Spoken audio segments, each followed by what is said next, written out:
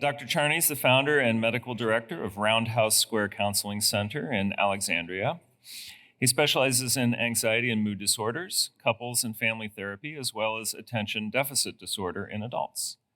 In addition to his regular practice, David has also treated personnel from within the intelligence community and has worked on cases of noted spies, Earl Pitts, Brian Regan, and Robert Hansen, a name you may be familiar with. Dr. Charney was perceived by these insider spies as an understanding and supportive figure, which lowered their defensive mindsets and provided a truer picture of their inner lives and motivations. Dr. Charney's work has challenged many common assumptions about spy motivation. And to educate and promote these concepts and ideas, he founded Noir for USA, a nonprofit organization seeking to educate about insider threats. So please welcome Dr. Charney.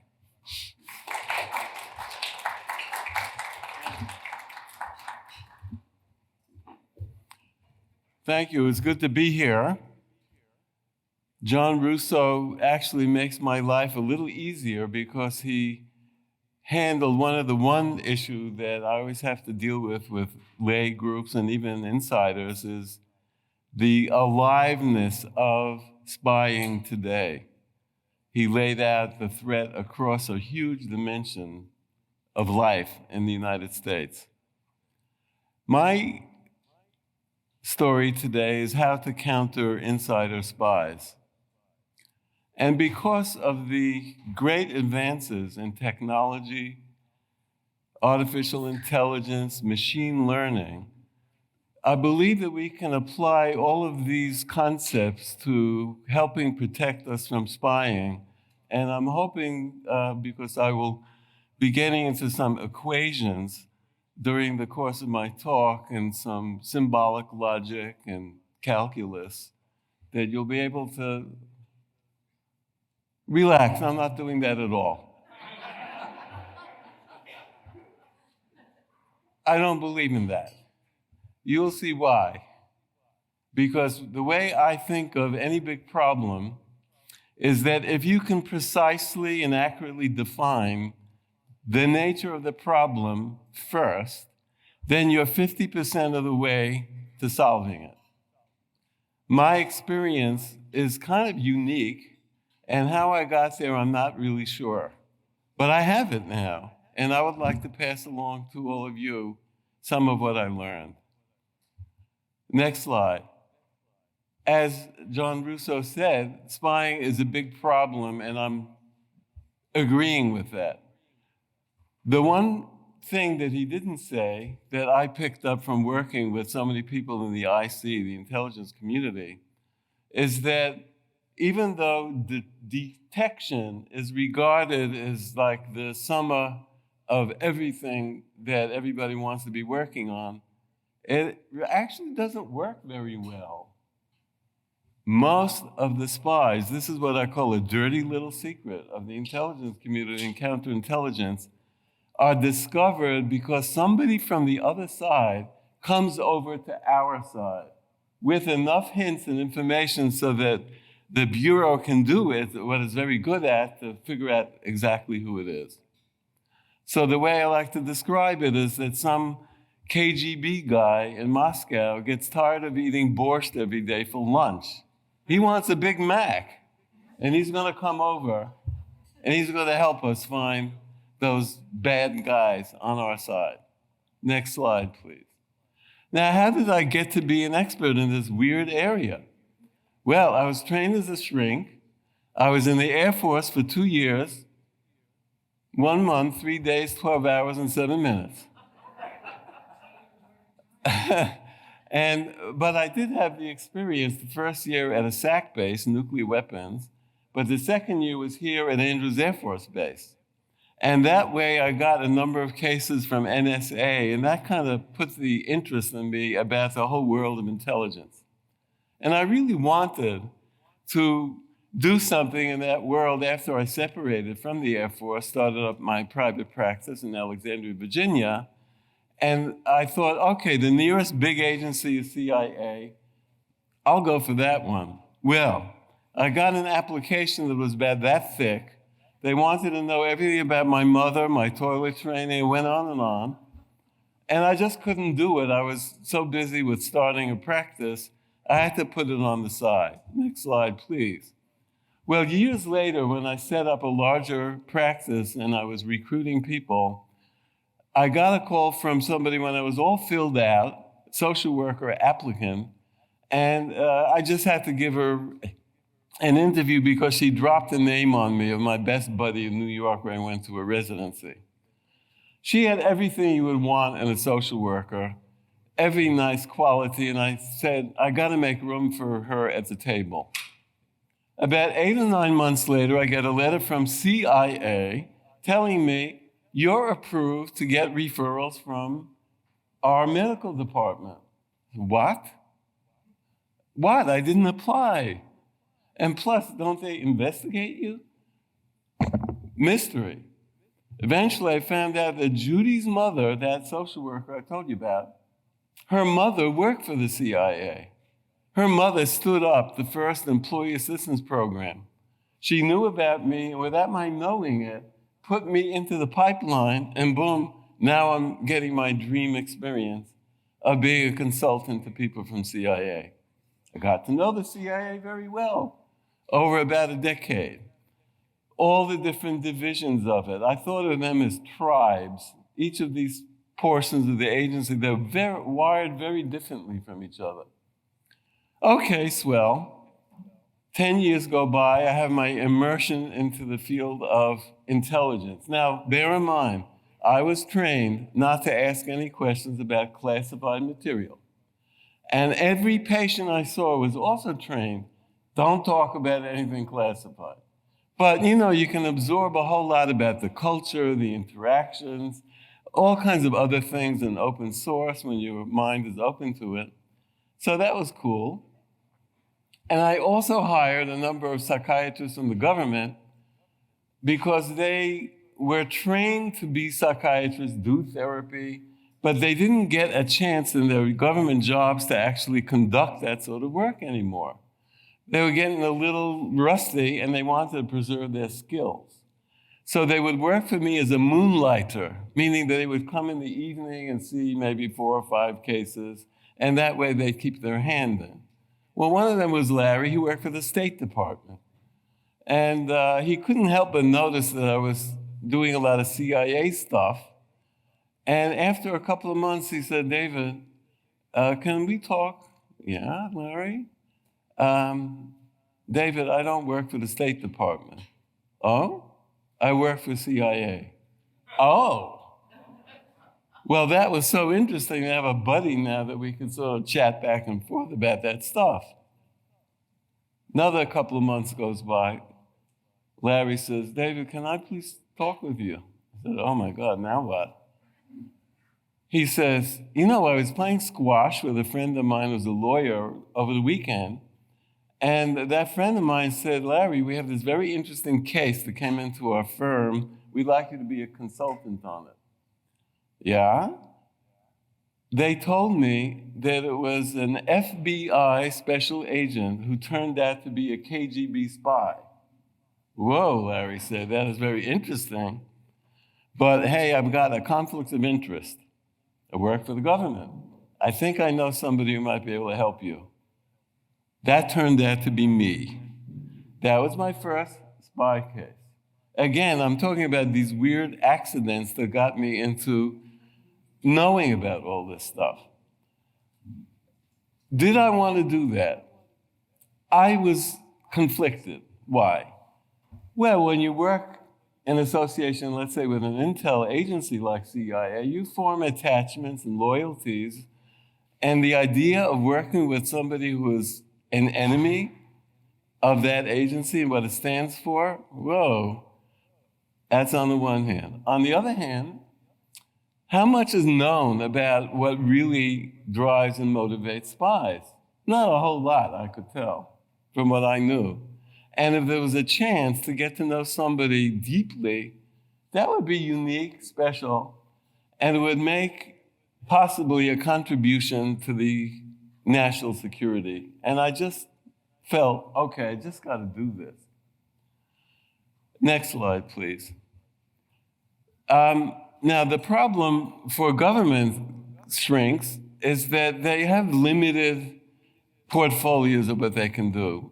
Do they come in and talk with these court spies for a little bit? Yeah, they have a checklist and a little routine questions, but they don't have the room to develop a relationship with the spy, whereas where you get the real knowledge about what makes them tick.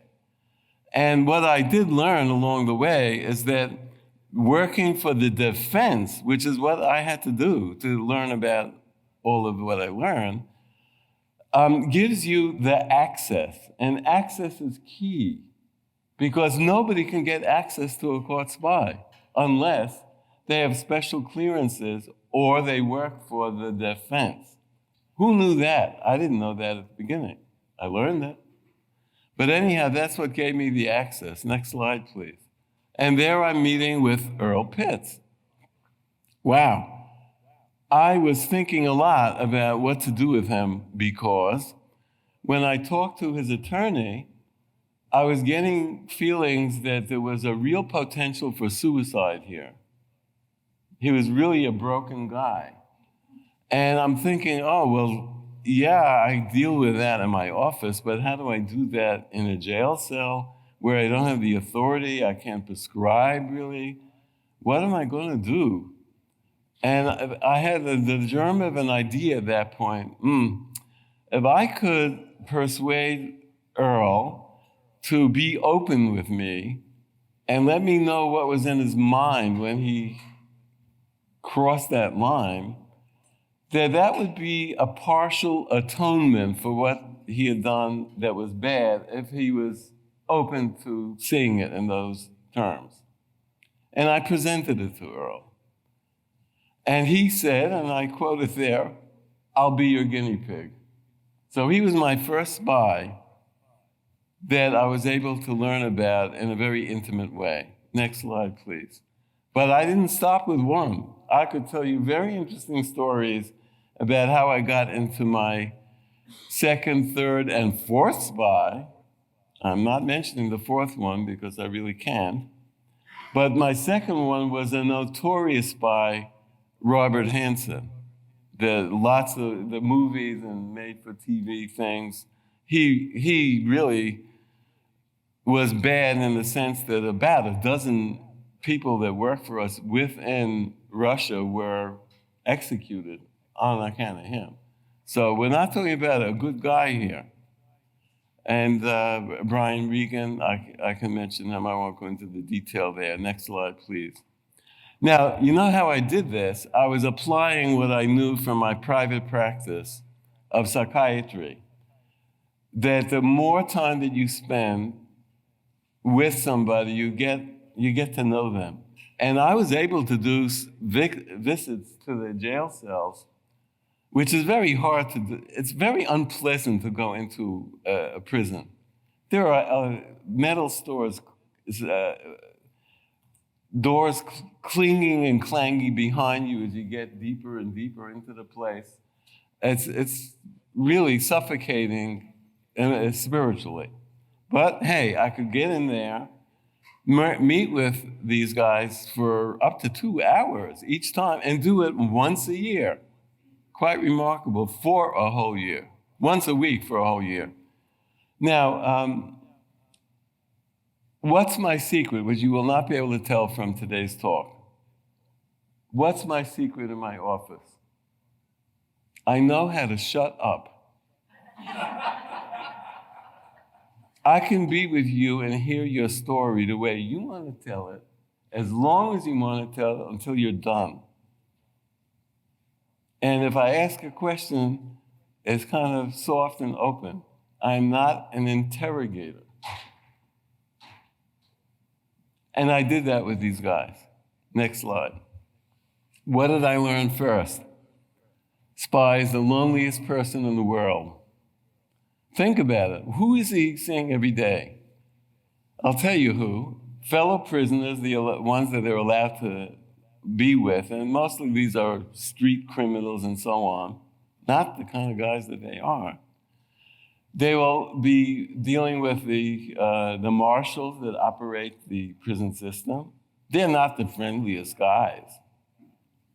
They will meet with their attorneys. Now, attorneys are different than shrinks on average. They like to talk. And they come in with all this agenda of how they have to work their case, and they're pushing a lot of material, and they don't particularly have a whole lot of time to listen. And then along the way, they have meetings for damage assessment, where they sit there in a room with people from the FBI, from counterintelligence, and from the agency that they betrayed on one side of the table and they're on the other. And they can look in the eyes of the people across there, and they know that given half a chance, those guys would like to leap over the table and strangle you to death. There's no love there at all. That's all they have exposure to of human contact when they're in there. And there I was coming in, sitting down, asking them how they were doing, and shutting up. Oh. And that's how I started to learn more and more about what I needed to know. Next slide, please.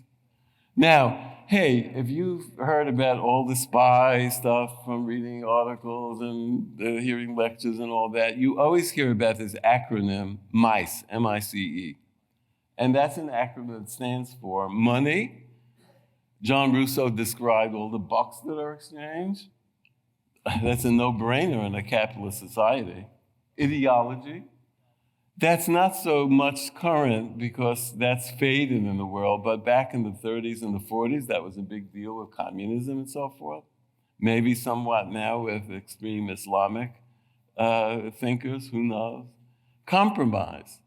Well, that was mentioned. If they got your mother in China is one example, but if they do a honey trap and you had a little thing going with some babe and they have it on video, okay. Or back in the day, if you were gay and they caught you with proof that you had a gay relationship, okay. And finally, ego. That's a big thing that they talk about. They talk about narcissism and this and that and the other. And I call that name calling, because it sounds like you're really understanding somebody, but not so much. Be that as it may, next slide, I like to say about all these ideas out there, a quote from H.L. Mencken: to every complex problem, there is a simple answer, and it is wrong. Because it ain't so simple. Next slide. And how do I frame that so you get it? I talk about the importance of asking why, like a 4-year-old. You know how 4-year-olds just go on and on with their questions? Next slide. So I give you a sample one to see how you'd feel about. I'll pose a question, and I'll give you an answer, and I'm going to ask you if you're happy with it. There it is. Why do people eat in gourmet restaurants? Answer: because they're hungry. Is that sufficiently satisfying you? I hope not. Next slide. So, why do people spy? For the money. Yeah? Because every time a spy is caught by the Bureau, when they have the mic in front of them, what do they say? He was a greedy bastard, he did it for the money. They say that every time, and everybody's mind shuts off. That's it. Okay, we understand it now. Next slide. Now, taking a sort of a larger view, we keep finding these guys, these spies, and a few women. How to understand that? I like to think of the bell-shaped curve of life. At one end, there are the people who are born with a silver spoon in their mouth. Everything goes right for them. They are in a wealthy family. They have siblings that are very sweet and nice, and mom and dad are constantly attending your games and all that. And then you go to a private school, and then you get into, an Ivy League school, and then you get picked up by a top law school or whatever, and then into a great firm. There are people at that end of the bell-shaped curve of life. And I hate them.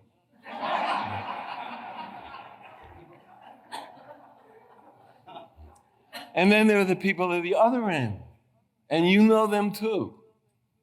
You've seen them in school. At every decision point, whatever comes up, and there's a choice of A or B, where A is right and B is wrong, they go B, right? And everything goes south for them big time. Well, when you have a very large population in an intelligence agency, a big number, isn't it likely, given the spread of the bell shape, there's going to be a few people at that bad end? Oh yeah. And they are the vulnerable ones. Next slide.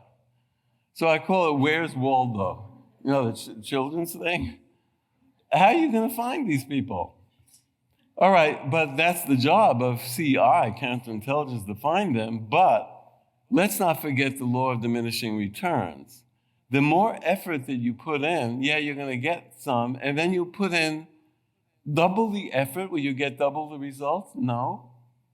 And you put even more effort, it just starts to be less and less, which is a problem. Next slide.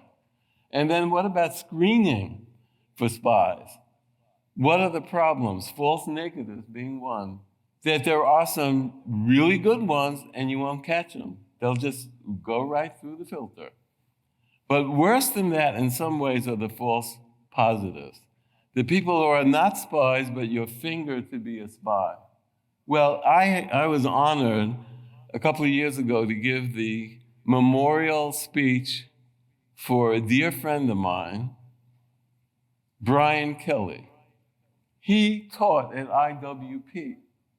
He was a fabulous, patriotic, wonderful man, and yet he was the one who was accused of being the spy that Robert Hansen actually was. Oh, yeah.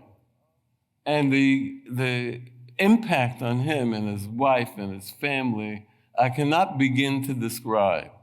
Now, you didn't see it here, those of you who were at IWP, because on average, Brian just held it inside. I spent hours with him hearing about how it affected him because, you know, it's like you put out your whole life and effort for the United States and you get kicked in the teeth for it. It was awful. But he took the high road. He never sued the government. Eventually, obviously, it turned out it was Robert Hansen. And so he was mostly, brought back and he came back into the game. But sadly, I believe he died young because I think the stress of it just burnt him out. So when I talk about false positives, I don't look at this lightly. This is a real problem here and there. So, and then the effect on any organization with all kinds of screening stuff that everybody has to go through, it just exhausts people and has a morale impact. Next slide, please. But hey, I am a doctor. I'm a psychiatrist. I went to med school, and I discovered, I'm just so thrilled with myself, I discovered the genetic marker for spies. Yes, I did. It's the Y chromosome.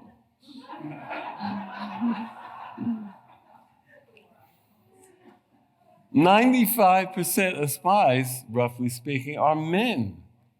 Okay, hello, that's a clue, as John Russo said. We're talking about male pride and ego is what I figured out. Next slide. And then I put together what I call the core psychology of the insider spy. An intolerable sense of personal failure as privately defined by that person. Now, why did they add the last part? Because you can look at somebody and say, all right, you're not an A team player, but gee, I put you at A minus or B. I mean, this went well and that went well. That didn't go so well and that went so-so also. Doesn't matter what you think. It doesn't matter at all. It matters what the person thinks inside themselves. how they are defining what they see as success and if they have failed. And if a guy feels that he's failed in his life in any big ways, it eats at him terribly. It just does. You know, everybody in the audience that are guys, you know that. I know that. And the women here, you know it about your guys. It's kind of known, isn't it? And it's worldwide that way. Next slide, please. So we're talking about what happens if somebody, a guy, inside feels like a loser or a failure inside of himself. There's many ways to handle it. Obviously, one way is drink. One other way is to have affairs. There's so many nasty, bad ways to handle it. But there are some, a subset, that take it inside, process it for a bit, and say, no, I'm not the loser. I'm not the failure. It's those bastards that screwed me over. It's them. They messed me over. Otherwise, I'd be fine. Next slide, please. So now you have a situation of wondering, okay, who's them? And usually them is in the context of somebody's life.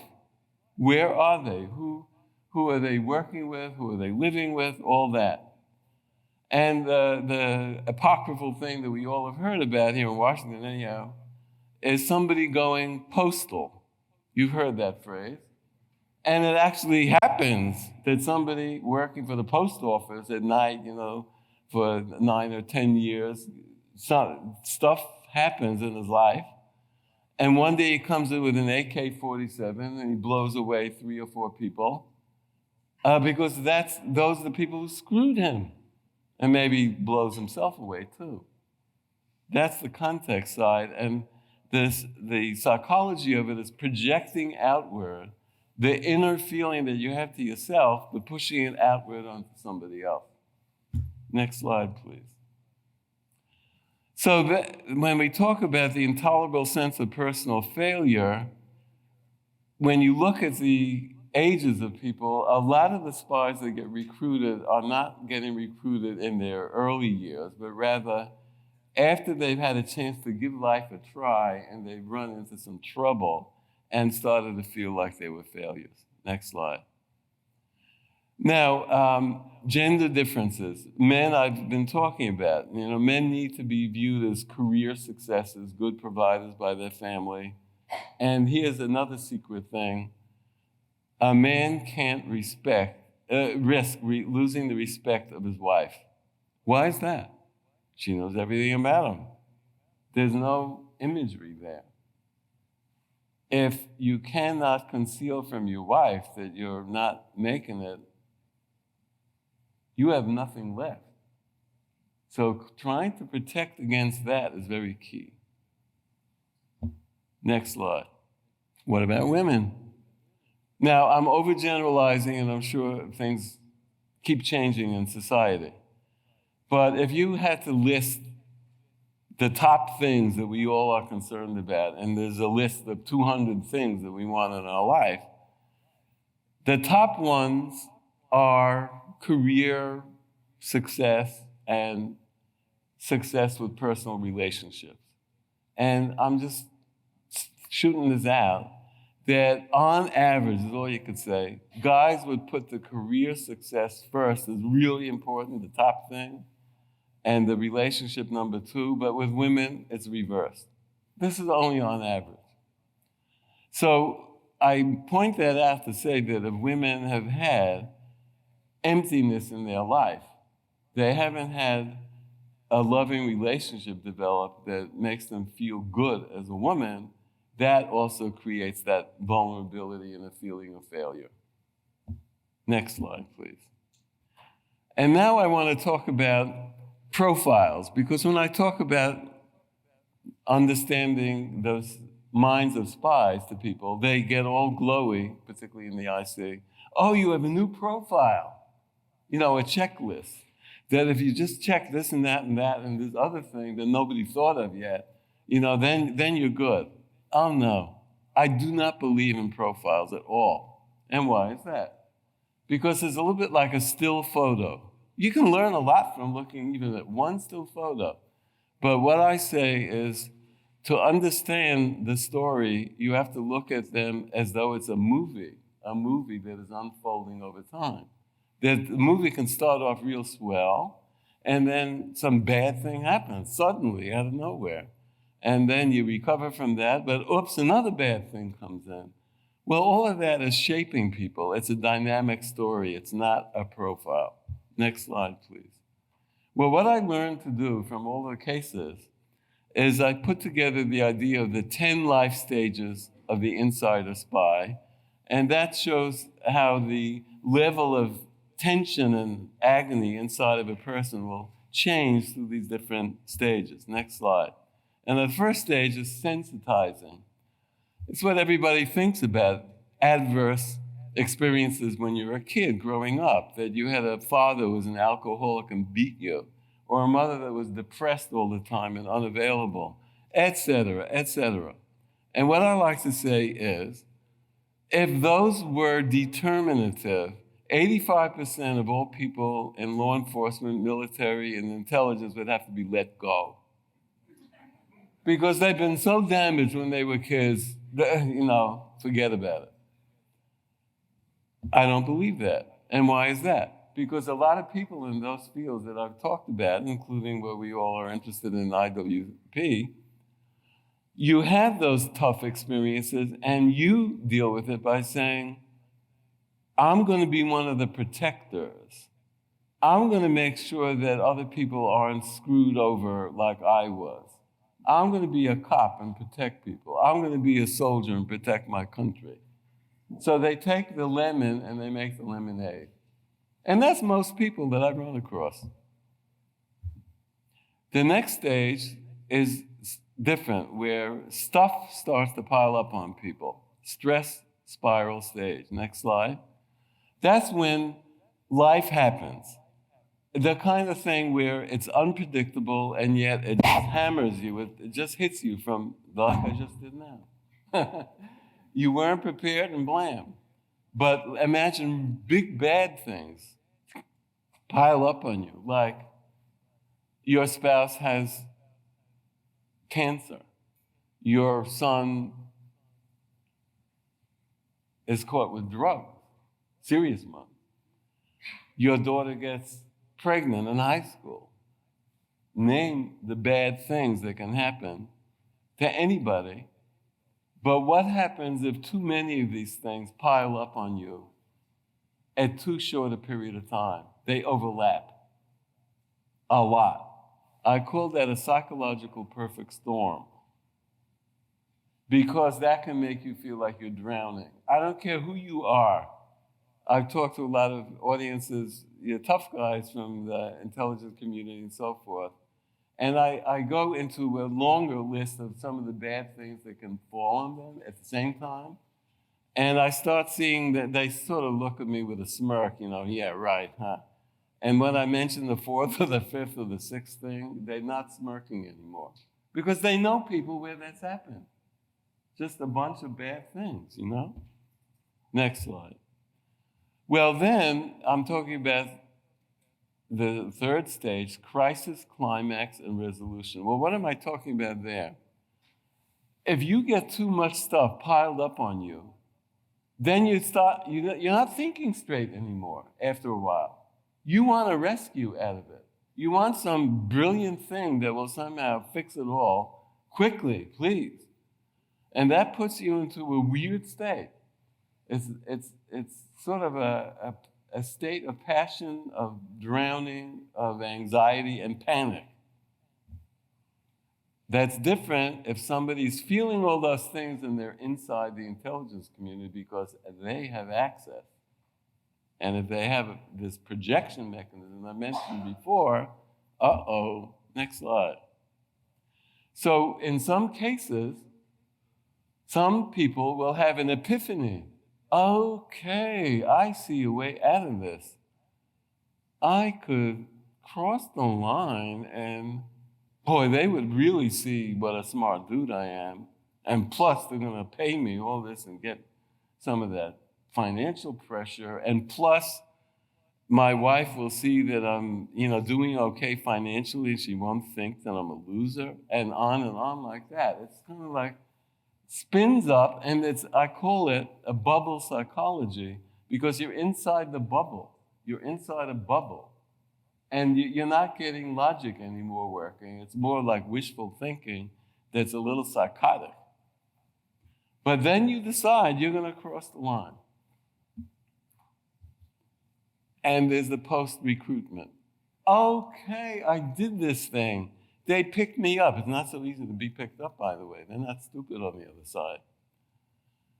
Oh, and the handler that I have, he thinks I knew I was smart, but, he really appreciates my genius.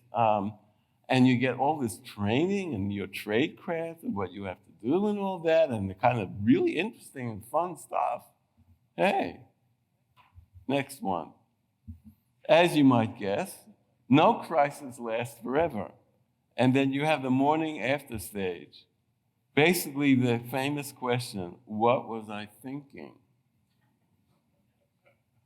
You realize that was crazy what you did.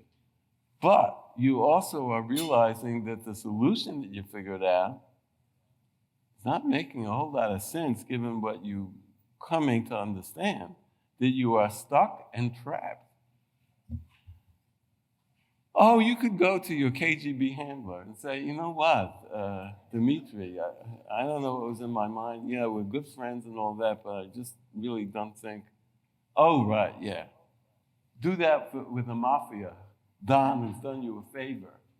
Is that going to work? Oh, I don't think so. And you know that too, so you don't even ask. Next slide. I call this shark in a shark tank.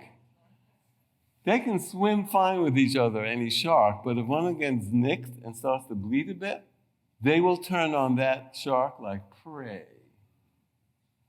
Okay, you'll do the right thing. You will go to your security department or counterintelligence and say, look, I don't know what was in my mind. I did something stupid, but I want to come clean, and I want to, so we can protect against this. And they'll take you in with open arms, won't they? Oh, no, they won't. They will turn on you like prey. Have I met such people? Yes. Are they sad people? Oh, yes. It's a disaster. Is that known in the corridor, in the hallways, where it's not official, but people talk? Yes. So what am I saying to you?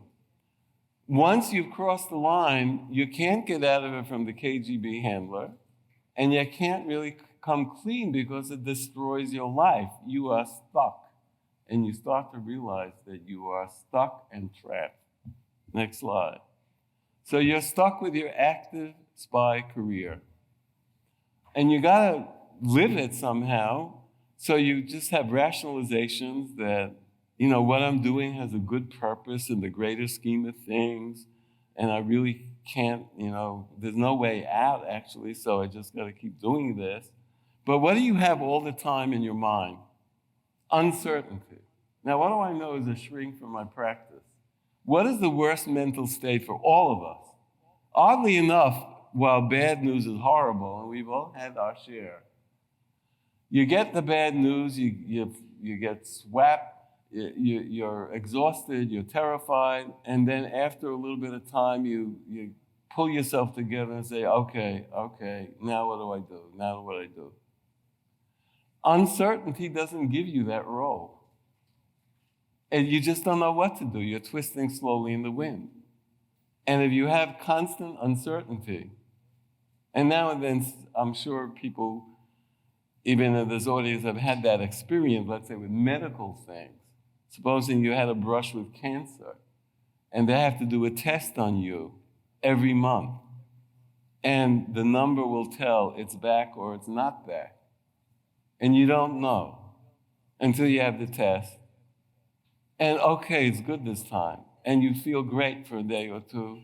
And then you're back to the uncertainty. What will be next month? You know what I'm talking about?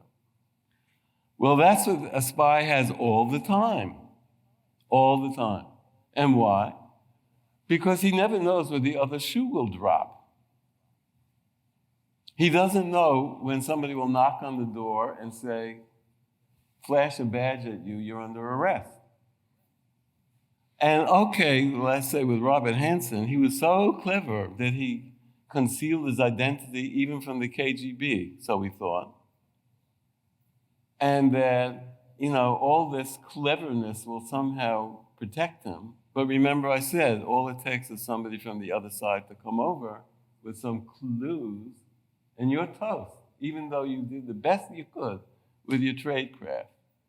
So you have paranoia and uncertainty all the time. Next slide.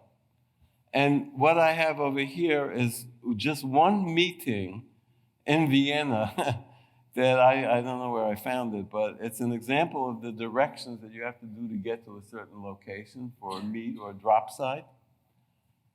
Now look at that. For one meeting, how long does it take to do that? You have to do it after hours if you're a State Department employee because you're busy with your regular job daytime.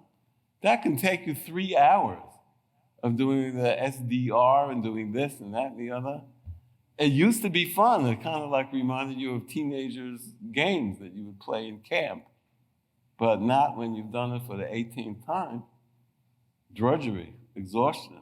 Next slide. Let's talk about dormancy stages for a minute. If these spies were like relentless evil players, they would just want to screw our country all the time. Every bit of the time, no matter how long they were doing the spy game. But they don't. Every one of the spies that I've worked with have tried to stop doing what they were doing, technically called dormancy, sometimes for a long time. Even I learned that with Earl Pitts. And why was that? Because they dream of being out of that stuck place. Where's the pride in being stuck in your life? And they hope, as Earl Pitts felt, if he started to give kind of useless information, he told me what he did. He would read Newsweek articles and kind of reword them, stuff that was out in the open press, and hand it in his take. And what he was hoping for is that the KGB handlers would say, oh, this guy is not producing.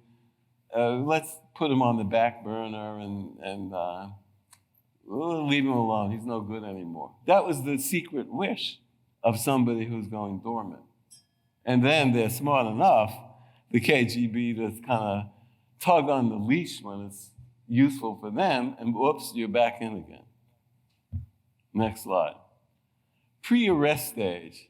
I found that so interesting because what I would hear from people later after a spy was caught, that they would have them under surveillance like a camera in the ceiling or something, and they would say, they would observe the spy being kind of stupid and having sloppy tradecraft and all that.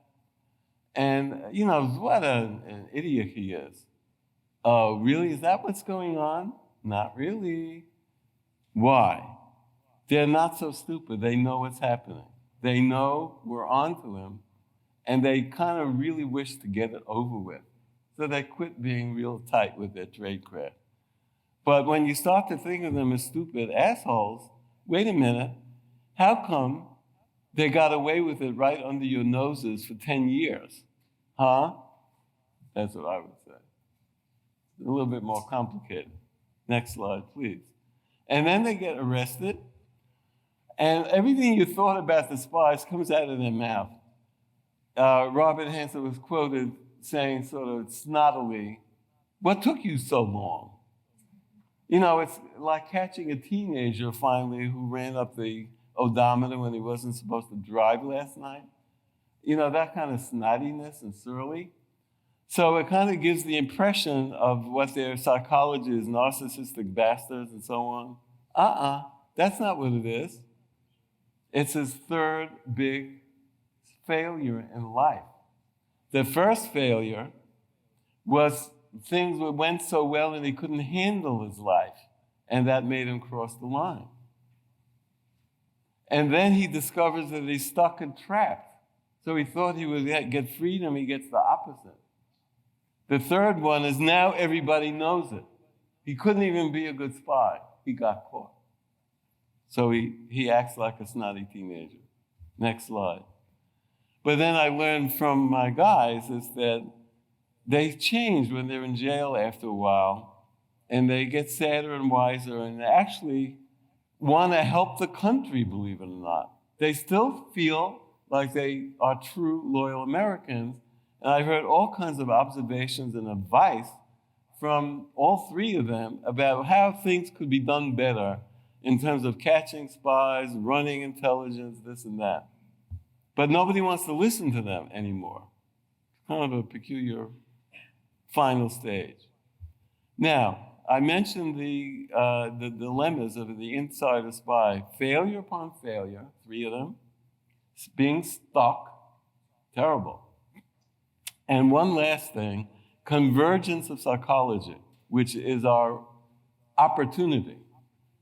Why? Because it doesn't matter what avenue it took for somebody to cross the line. There could be all kinds of different reasons. But once somebody has crossed the line, they all share the same thoughts and feelings. Again, I will make a reference to cancer diagnosis. Why? It doesn't matter what kind of a life you had before you got the diagnosis, but once you fall into that zone, it could be any other disease or other situations, you share very intensively the same thoughts and feelings of people who have this condition. Suddenly, you're bonded by that sort of similarity. Well, what's the story with the spy? Fear of being caught? Of course. The grinding uncertainty? Yeah, waiting for the other shoe to drop. No matter how good your tradecraft is, not enough protection. Hopeless about the direction of their life, wishing to be out of it somehow magically. Next slide. Those are my 10 stages. Now, catching spies. Why is it not working very well? Because I think not enough effort was put into the psychology of what goes into people crossing the line. So if you're always looking for people being greedy, that's all you're looking for, that's easy enough to track more or less, but you're going to miss out on other things. And you know, Washington is wired with beltway bandits trying to solve your problem if you're an intelligence agency.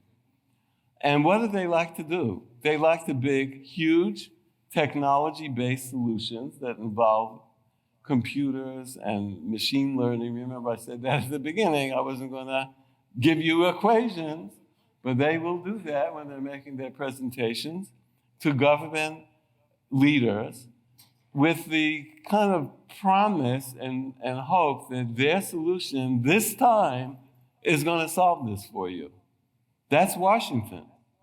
They monetize the problem with their technology, and then the thinking stops. Next slide. And why is that a bad way to go about it? Because if you're not getting them out of their spying, they are deeper and deeper into the arms of the hostile intelligence agencies. And we have worse and worse losses year by year. Next slide. Something new. Time for something new. So this is what I came up with. Now, for people that are in the intelligence world here, this is where I give you a trigger warning. You're going to hate me. Because what I'm going to say is going to run so counter to what you have lived with your whole career that it'll bother you. And I'm saying, what if there were a way out? A way that a spy could voluntarily turn himself in. A government-sanctioned safe off-ramp exit. Think about it. Next slide. I had to come up with a new word for that because you know what? There's no such a thing that a spy voluntarily turns himself in. Remember I told you how hard it was. I used the word reconciliation. It's used for other reasons, but I repurposed it for this situation. And I invented the idea of NOIR, it's an acronym, National Office for Intelligence Reconciliation. It would be a little unit where somebody could turn himself in reasonably safely and stop spying. Now, here's where you're going to choke on it. as part of the package, there's got to be no jail. And why did I come up with that? Because if I were a spy, I was trying to imagine it, there would be a lot of hits that I'd be willing to absorb to get out of that awful life. But if they said I would go to jail anyhow, I'd say, I'll take my chances. So all the other punishments that you can think of are left on the table. You lose your job, you lose your clearances, you might have to pay fines, you got to have financial scrutiny for the rest of your life so hidden assets are not accessible. You might have to go into something like the Witness Protection Program to get a new identity because the KGB are nasty players, as you were told about, and so forth. Next slide. Now, what's the spirit of this idea? Because it's a trade-off. Is this out of sympathy and empathy because I'm a shrink? And, I want to be nice to everybody? No. Not sweet sentiment. It's only for national security. Because the sooner we stop the spy giving away our precious secrets, the more safe we are. And sometimes people will ask me questions, sometimes they'll prod me, and I just want to remind you of the scale of the problem. One spy giving away certain information could result in the destruction of one United States aircraft carrier. There are 100 advanced planes on those carriers, each one of which is worth at least $10 million. The aircraft carrier itself is $1 trillion, 5,000 lives. What's the trade-off? Are you going to be satisfied that you caught the spy, finally, after 10 or 12 years of spying, because you were lucky because somebody in Moscow wanted a Big Mac burger, and now we're going to give him a life sentence, or at least 20 years. Yep, we did our job. Oh, the aircraft carrier went down? Okay, well, things happen. No, the scale of it has got to make you think about stretching to consider other ideas. Next slide. Well, what I described to you, you can go to the last slide, which shows my white papers that are in one document. I thought about a safe off-ramp exit for existing spies that cross the line. That was my first big idea. I won't go into all the other reasons why I moved to my next idea, but I'm going to tell it to you just to know that it was there.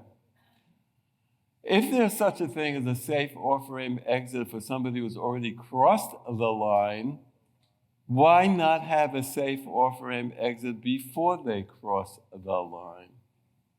Which is another way of saying prevention. How much of that is being done in the IC smartly? Not much. It just doesn't happen. And if you look at the bottom of the slide there, when I wrote part 3, I call it the missing link. And then I say 3 things. Counterintelligence is the stepchild of the intelligence community. John Russo mentioned that. Everybody correctly is putting a huge amount of energy into positive intelligence collection.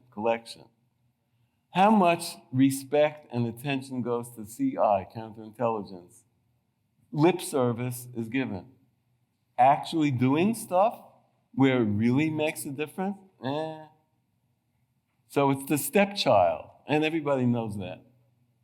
And then I say prevention is the stepchild of counterintelligence, because all they do is want to find spies, but they don't want to stop it from happening in the first place.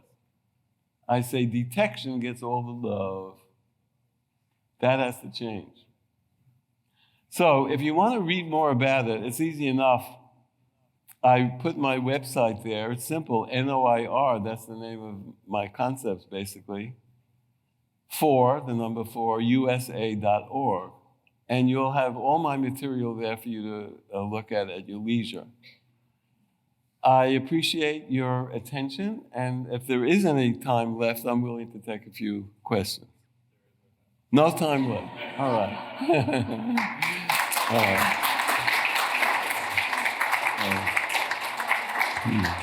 All right.